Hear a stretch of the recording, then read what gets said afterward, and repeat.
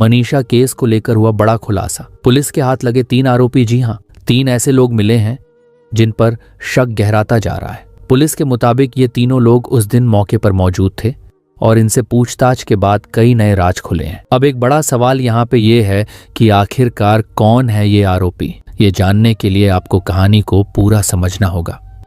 ये कहानी है हरियाणा की बेटी मनीषा की, एक मासूम लड़की जो रोजाना बच्चों को पढ़ाने जाती थी, लेकिन एक दिन वह घर से निकली और कभी वापस नहीं लौटी।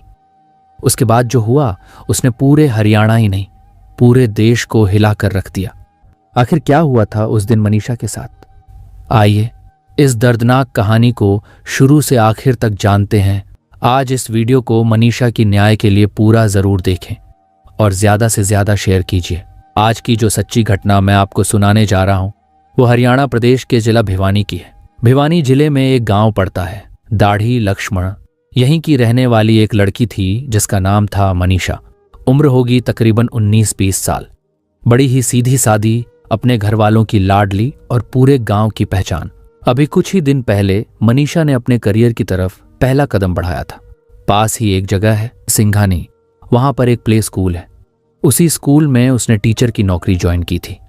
रोज सुबह ठीक 8 बजे घर से निकलती और स्कूल में पूरे मन से बच्चों को पढ़ाती, उनका ध्यान रखती और शाम को समय से घर वापस आ जाती। लेकिन 11 अगस्त 2025 का दिन अलग था। उस दिन सुबह रोज की तरह स्कूल गई।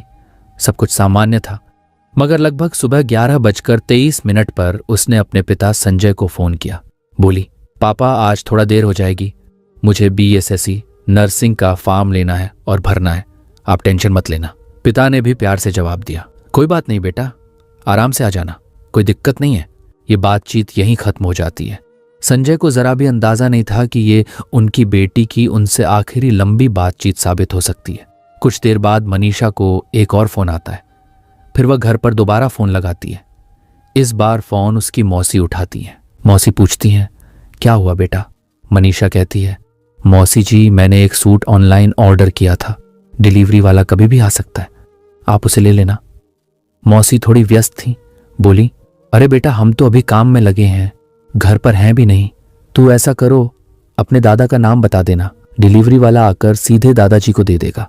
ठीक है मौसी जी, मनीषा मुस्कुराकर कहती है और फोन रख देती है। उसके बाद वह फिर से अपने स्कूल के कामों में लग जाती है, बच्चों को पढ़ाने लग जाती है। जैसे ही दोपहर के 2 बजते हैं, रोज की तरह विद्यालय की छुट्टी होती है। स्कूल की वैन बाहर खड़ी थी। ड्राइवर से वो लड़की कहती है, भैया मुझे ना बस यही पास में ही जाना है। करीब 500 से 700 मीटर की दूरी पर एक आइडियल कॉलेज है, वहां से मुझे BSSC नर्सिंग का फॉर्म लेना है। आप घर चले जाओ, मैं अपना काम करके आती हूँ। उसने कहा, ठीक है बहन जी, और फिर वो गाड़ी लेकर चला जाता है। फिर धीरे धीरे समय बीतता है और शाम हो जाता है। शाम के करीब 6:26 का समय था। लड़की के पिता संजय के फोन पर एक मिस कॉल आई, उनकी बेटी की। मिस कॉल देखते ही उन्होंने तुरंत कॉल बैक करने की कोशिश की, मगर उधर से फोन नहीं लगा। बार बार कोशिश करने पर भी कोई रिस्पॉन्स नहीं मिला। 6:26 में मेरी घंटी बजी, उसका कट गया। फिर मैंने 6:26 मतलब पूरी नहीं हुई थी, कुछ सेकंड बची हुई थी, मैंने उसके साथ अपना फोन उठाया, साथ ही साथ कॉल किया, फोन बंद था उसका। अब घर के भीतर बेचैनी फैलने लगी। सब सोचने लगे कि आखिर बेटी इतनी देर क्यों कर रही है, वह तो कभी भी इतना लेट नहीं होती थी। परिवार वाले आपस में चर्चा करने लगे कि अब क्या किया जाए। तभी संजय ने ठान लिया, जितनी जल्दी हो सके मुझे वहीं जाकर देखना होगा। वह तुरंत सिंघानी की तरफ निकल पड़े। वहां जाकर उन्होंने सबसे पहले उस प्ले स्कूल के स्टाफ से बातचीत की जहां उनकी बेटी काम करती थी। उन्होंने पूछा, भाई साहब मेरी बेटी आज घर नहीं पहुंची, आपको कुछ जानकारी है कि वो कहाँ गई थी? लेकिन किसी को कोई ठोस जानकारी नहीं थी।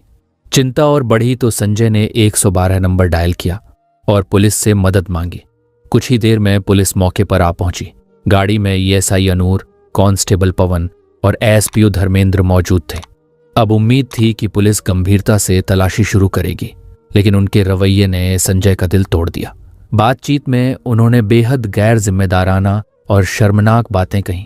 तुम्हारी लड़की भाग भूग गई होगी, आ जाएगी। जब संजय ने ये बातें सुनी तो वह बहुत गुस्से में आ गया। भाग भुग्गी होगी, आ जाएगी 1-2 दिन के अंदर, 2-4 दिन के अंदर आ जाएगी। बोला क्यों घबरा रहा है? ये बात होकर के फिर मैं उसको बोला भी हूँ, सर मैं कहा ये तो कोई बात नहीं है, इस काम के लिए नहीं आए आप यहाँ पे, जिस काम के लिए आए ना वो काम करो यहाँ पर।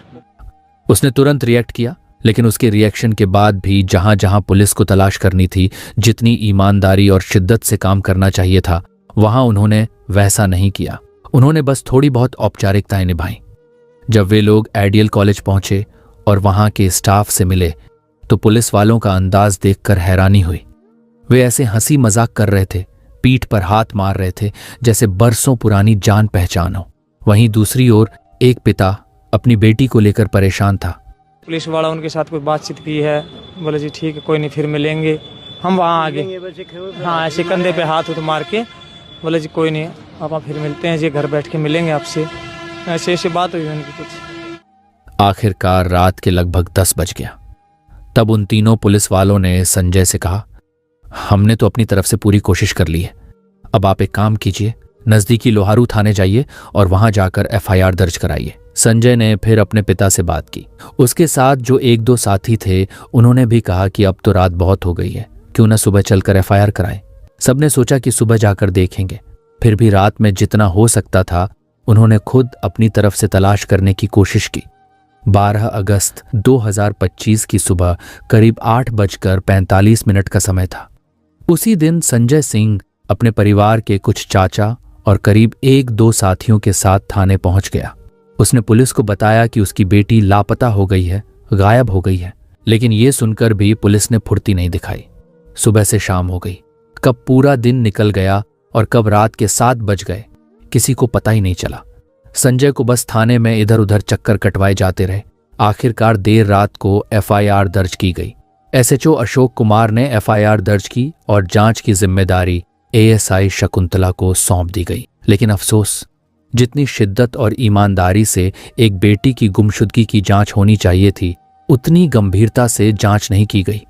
और हद तो तब हो गई जब थाने के अंदर ही बातें होने लगीं। शादी विवाह करके चली गई होगी, पिकनिक मनाने गई होगी, वापस आ जाएगी। ये सब सुनकर पिता का दिल टूट गया, आंखें नम हो गईं। उसने सोचा, आखिर मैं करूं तो क्या करूं? मैं पुलिस से मदद मांग रहा हूं और यही लोग कह रहे हैं कि मेरी बेटी कहीं पिकनिक मनाने चली गई है या किसी से शादी कर ली है। क्या हर बेटी ऐसे ही होती है? ये सवाल उसके दिल को चीरने लगे। संजय खुद कॉलेज गया, प्ले स्कूल गया, सीसीटीवी फुटेज की मांग की, लेकिन उसे टाल दिया गया। बस इतना कहा गया, दिखा देंगे, बड़े अधिकारी आएंगे तब मिलेगा। इस तरह की बातें सुनकर वो और निराश हो गया, लेकिन उसने हिम्मत नहीं छोड़ी।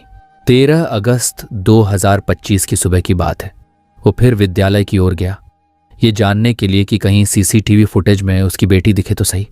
इसी बीच पुलिस चाहती तो उसकी बेटी का सीडीआर निकलवा सकती थी, लोकेशन ट्रेस कर सकती थी, लेकिन पुलिस ने मामले को गंभीरता से नहीं लिया। इसी दिन 13 अगस्त 2025 को लोहारू थाना क्षेत्र के गांव सिंघानी की नहर के पास एक बॉडी बरामद हुई। गांव वालों ने तुरंत पुलिस को सूचना दी। जांच अधिकारी एएसआई शकुंतला ने संजय को फोन किया और कहा, संजय आपको तुरंत आना होगा, हमने एक बॉडी पाई है, जरा देख लीजिए कि कहीं ये आपकी बेटी तो नहीं। ये सुनकर संजय के पैरों तले जमीन खिसक गई। उसका पूरा परिवार रोता बिलखता वहां पहुंचा। बेटी के कपड़ों से उन्होंने उसकी पहचान की, लेकिन जिस रूप में बेटी की लाश मिली उसकी आंखें बाहर निकली हुई थीं, भोजन और श्वास की नली बाहर खिंची हुई थी। उसकी गर्दन पर चांद जैसे आकार का एक गहरा जख्म था, करीब 29.5 सेंटीमीटर चौड़ा और 16 सेंटीमीटर लंबा। बेटी की लाश देखकर गांव वाले भी स्तब्ध रह गए। भीड़ बढ़ती चली गई। पुलिस ने बॉडी को कब्जे में लेकर पोस्टमार्टम के लिए भिवानी अस्पताल भेज दिया। पोस्टमार्टम शुरू होते ही ये खबर पूरे इलाके में आग की तरह फैल गई। 14 अगस्त को गुस्से से भरे लोग सड़कों पर उतर आए।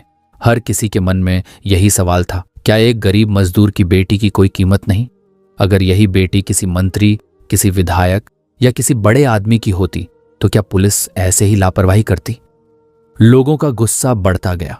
धरना प्रदर्शन शुरू हो गए। पूरे इलाके में न्याय की मांग गूंजने लगी। 14 तारीख के बाद जब मनीषा का पोस्टमार्टम हुआ तो पुलिस ने बॉडी परिवार वालों को सौंप दी, लेकिन घर वालों ने साफ कह दिया, जब तक हत्यारे नहीं पकड़े जाएंगे हम बेटी का शव नहीं लेंगे, अब चाहे कुछ भी हो जाए। परिजनों का गुस्सा बढ़ता ही गया।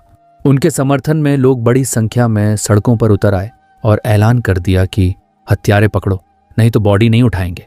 16 और 17 अगस्त को माहौल और गर्म हो गया। पूरे प्रदेश में बवाल मच गया। लोग सड़कों पर उतर आए। घंटों घंटों रोड जाम हो गए। स्कूल कॉलेज बंद, दुकानें बंद, बाजार ठप। हर जगह बस एक ही गुस्सा था, मनीषा के इंसाफ का। इस दबाव में कहीं ना कहीं पुलिस और सरकार की नींद टूट गई। मुख्यमंत्री तक को बयान देना पड़ा। बड़े बड़े अफसर, चाहे एसएसपी हों, आईजी हों या डीआईजी, सब मौके पर पहुंचकर आश्वासन देने लगे कि पूरी ईमानदारी से जांच होगी और जल्द ही आरोपियों को गिरफ्तार किया जाएगा। इसी बीच कार्रवाई भी हुई। उस वक्त के एएसपी मनवीर सिंह का तबादला कर दिया गया और 2014 बैच के आईपीएस सुमित कुमार को चार्ज सौंपा गया। एसएचओ अशोक कुमार को लाइन हाजिर कर दिया गया। एएसआई शकुंतला, जो इस केस को लापरवाही से देख रही थी, उसे सस्पेंड कर दिया गया। इसी तरह पीसीआर पर मौजूद ईएसआई अनूप, कांस्टेबल पवन और एसपीओ धर्मेंद्र को भी निलंबित कर दिया गया। लेकिन जनता और भड़क गई। उनका कहना था, ट्रांसफर कर दोगे फिर से चार्ज मिल जाएगा, सस्पेंड कर दोगे बाद में बहाल हो जाएगा। लेकिन क्या हमारी बेटी वापस आ जाएगी? अगर पहले ही ईमानदारी से काम होता तो शायद वो जिंदा होती। इस गस्से की लपट झज्जर, जिंद, फतेहाबाद तक फैल गई। पक्ष हो या विपक्ष, रोडवेज यूनियन, छात्र छात्राएं, व्यापारी, सब सड़कों पर उतर आए। देखते देखते पूरा प्रदेश ही नहीं, आसपास के राज्यों तक में लोग एक सुर में बोलने लगे, ईमानदारी से जांच करो, हत्यारों को पकड़ो। जब तक ऐसा नहीं होगा तब तक बॉडी नहीं लेंगे, अंतिम संस्कार नहीं करेंगे। पहला पोस्टमार्टम भिवानी जिला अस्पताल में हुआ। पहली पोस्टमार्टम रिपोर्ट आने के बाद गांव का माहौल और भी उथल पुथल हो गया। डॉक्टरों ने साफ लिखा था, शरीर पर जो गहरे घाव हैं उनमें से ज्यादातर ऐसे लगते हैं जैसे जानवरों ने नोचा हो। गले पर हथियार के वार के निशान नहीं मिले। यौन शोषण का भी कोई सबूत नहीं है। लेकिन जैसे ही यह रिपोर्ट बाहर आई, गांव के लोग भड़क उठे। लोग कहने लगे, इतनी बुरी हालत में लड़की का शव मिला और डॉक्टर कह रहे हैं कि यह जानवरों की वजह से है। अगर ये यौन शोषण और जघन्य अपराध नहीं है तो क्या है? रिपोर्ट में क्यों नहीं लिखी गई है? सच को छुपाने की कोशिश की जा रही है। परिवार का गुस्सा भी 7वें आसमान पर था। भीड़ बढ़ने लगी, नारे लगने लगे। दबाव इतना बढ़ा कि सरकार को पीछे हटना पड़ा। आखिरकार फैसला हुआ कि शव का दूसरा पोस्टमार्टम कराया जाएगा। शव पीजीआईएमएस रोहतक भेजा गया। रोहतक के डॉक्टरों की टीम ने बारीकी से जांच की। रिपोर्ट आई, बलात्कार या यौन हिंसा का कोई सबूत नहीं है। गर्दन और शरीर पर जो चोटें दिख रही हैं हथियार से नहीं बल्कि जानवरों के नोचने जैसी हैं। लेकिन इस बार एक और चौंकाने वाली बात सामने आई। यह घटना यौन शोषण या हिंसा से जुड़ी नहीं है बल्कि मौत का कारण हानिकारक दवा का सेवन बताया गया। यह रिपोर्ट आते ही गांव में और बड़ी हलचल मच गई। गांव वाले यह मानने को तैयार ही नहीं थे। उसके बाद जब मामला लगातार बढ़ता चला गया तो 18 अगस्त 2025 की दोपहर के आसपास सोशल मीडिया पर एक पत्र बहुत तेजी से वायरल होने लगा। हालांकि इससे एक दिन पहले डॉग स्क्वाड और पुलिस की टीम ने नहर के आसपास का पूरा इलाका जहां से बॉडी मिली थी छान मारा था। हर जगह पड़ताल हुई लेकिन कोई ठोस सबूत नहीं मिला। कहा जा रहा था कि कुछ सबूत छुपाने की भी कोशिश हुई, लेकिन कई अहम सुराग ऐसे थे ही नहीं जिन्हें आसानी से जुटाया जा सके। 18 अगस्त को जब सोशल मीडिया पर वो पत्र वायरल हुआ, पत्र में लिखा था, सॉरी मम्मी पापा, मेरी वजह से आप दोनों को तकलीफ में नहीं देख सकती। आपने मेरे लिए बहुत कुछ किया है। मैं कभी गलत नहीं थी और न ही मैंने कुछ गलत काम किया। बस मैं आपके सपने पूरे करना चाहती थी। मैं बीएसएससी नर्सिंग कर रही थी क्योंकि नॉर्सेट क्रैक करके नर्सिंग ऑफिसर बनना चाहती थी ताकि आप दोनों का सपना पूरा कर सकूं। लेकिन मैं आप दोनों पर बोझ नहीं बन सकती। अगर मैंने आपको कभी दुख दिया हो तो माफ कर दीजिए। आप दुनिया के सबसे अच्छे माता पिता हो। मुझे जिंदगी देने के लिए धन्यवाद। आपने मुझे राजकुमारी की तरह पाला। कोई हो तो प्लीज मेरे पेरेंट्स का ख्याल रखना। ऐसा पत्र सोशल मीडिया पर वायरल हुआ, लेकिन यह पत्र असली है या नकली, इस पर अब भी सवाल खड़े हैं। सबसे बड़ा सवाल लोगों के मन में यही है कि अगर यह सचमुच मनीषा ने अपने माता पिता के लिए लिखी थी तो उसने अंग्रेजी में क्यों लिखी, जबकि उसके माता पिता को अंग्रेजी पढ़नी आती ही नहीं। अब बड़ा सवाल यह है कि पुलिस इस मामले को कहीं पलटने या शांत करने की कोशिश तो नहीं कर रही, क्योंकि मनीषा की लाश 13 अगस्त को मिली थी और अचानक 5 दिन बाद यह पत्र कहां से आ गया। अगर पहले मिला था तो पुलिस ने शुरुआत में ही खुलासा क्यों नहीं किया। इसके अलावा मनीषा 11 अगस्त को लापता हुई थी। और 13 को बॉडी मिली। सवाल यह भी है कि अगर शव 2 दिन तक खेत में पड़ा रहा तो उस दौरान किसी की नज़र क्यों नहीं पड़ी, क्योंकि वह जगह एक आम रास्ता था और वहां से कई लोग आते जाते रहते थे। लाश पर गले में गहरे जख्म के निशान भी मिले। इस बीच इस केस में एसपी का ट्रांसफर हुआ और कई पुलिस वाले सस्पेंड हुए। अगर यह पत्र शुरू से पुलिस के पास था तो उन्होंने शुरू में इसे सार्वजनिक क्यों नहीं किया? 4 दिन से मामला राजनीतिक रंग ले रहा था। विपक्ष के नेता धरने पर बैठ रहे थे। ऐसे में पुलिस ने पहले ही यह स्थिति साफ क्यों नहीं की?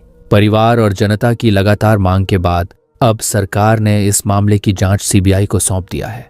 आगे देखना होगा कि जांच में क्या नए खुलासे सामने आते हैं। अगर आपने अभी तक वीडियो को लाइक नहीं किया है तो कृपया वीडियो को लाइक करें और चैनल को सब्सक्राइब जरूर करें। धन्यवाद।